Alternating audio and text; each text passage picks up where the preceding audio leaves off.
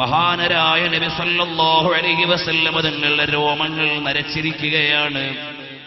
സിദ്ദീഖുൽ അക്ബർ തങ്ങൾ ചോദിച്ചു, എന്തേ തങ്ങളെ നരച്ചത്?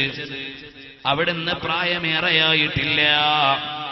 അറബികൾ സാധാരണ അക്കാലത്ത് 80 കഴിഞ്ഞേ നരയ്ക്കാറുള്ളൂ. നബി സല്ലല്ലാഹു അലൈഹി വസല്ലം തങ്ങൾക്ക് 63 വയസ്സല്ലേ വഫാത്താകുമ്പോഴുള്ളൂ. 17 രോമങ്ങൾ അവിടുത്തേത് നരച്ചതാണ്. ചോദിച്ചു, അല്ല തങ്ങളെ എന്തേ നരച്ചു പോയത്? ശയ്യബത്തിനി ഹൂദുൻ വഖവാതുഹാ. സിദ്ദീഖുൽ അക്ബറേ, ഹൂദ് സൂറത്തും അതിന്റെ സഹോദരിമാരുമാണ് എന്നെ നരപ്പിച്ചു കളഞ്ഞത്. ഹൂദ് സൂറത്തിലെ ഏത് പരാമർശമാണ് തങ്ങളെ നരപ്പിച്ചു കളഞ്ഞത്? ഉടനെ ലോക ഗുരുവായ സല്ലല്ലാഹു അലൈഹി വസല്ലം തങ്ങൾ പറയാണ്, ഫസ്തഖിം കമാ ഉമിർത. കൽപ്പിക്കപ്പെട്ടതുപോലെ നേർവഴിക്ക് നടന്നോളണം എന്ന് പരിശുദ്ധമായ ഖുർആൻ അങ്ങ് പറഞ്ഞപ്പോൾ ഞാൻ പേടിച്ചു വിറച്ചുപോയി.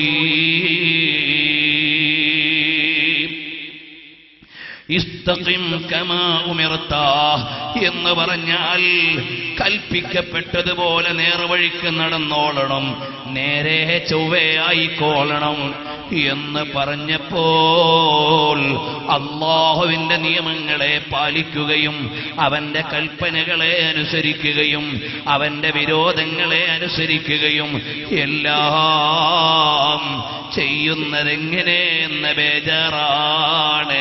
നബി സല്ലല്ലാഹു അലൈഹി വസല്ലം തങ്ങൾ ആരാണ്?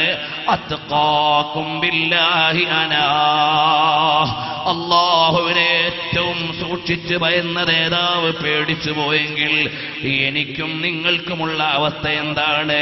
അള്ളാന്റെ നിയമങ്ങളെ മാനിക്കണ്ടേ മോനെ? അള്ളാന്റെ കൽപ്പന വെറുതെയാണോ മോനെ? ചെറുപ്പക്കാരാ, അല്ലാഹുവിനെ കുറിച്ച് നീ എന്താണ് ചിന്തിച്ചത്? അവൻ പരമാധികാരിയാണ്. അവൻ തീരുമാനിച്ചത് മാറ്റാൻ ഇവിടെ ആർക്കും സാധ്യമല്ല. അവൻ തടഞ്ഞാൽ തരാൻ ആർക്കും സാധ്യമല്ല. അവൻ തന്നാൽ തടയാൻ ആർക്കും സാധ്യമല്ല. അല്ലാഹ് അല്ലാഹ് അല്ലാഹ്, അവൻ തന്നത് തടയാൻ ആർക്കും സാധ്യമല്ല. പിന്നെ ഞാൻ എന്തിനാണ് ബേജാറാകുന്നത്? അവൻ തടഞ്ഞത് തരാൻ ആർക്കും സാധ്യമല്ല. പിന്നെ ഞാൻ എന്തിനാണ് വേറെ ആളെ ആലോചിച്ച് ബേജാറാകുന്നത്? മോനെ, അല്ലാഹ് കൽപ്പിച്ചത് ചെയ്തില്ലെങ്കിൽ ആക്ഷൻ എടുക്കാൻ അവൻ അധികാരമുണ്ട്.